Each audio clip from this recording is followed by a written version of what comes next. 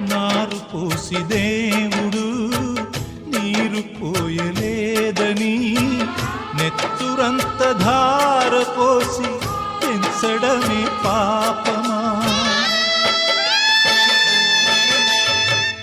ఏరు దాటి వెంటనే పడవ కాచువారిలా అయిన వాళ్ళు మారిపోతే అంతకన్న శాపమా?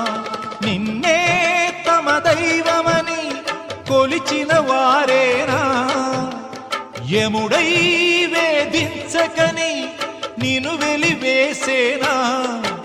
అనుబంధమింత నేరమా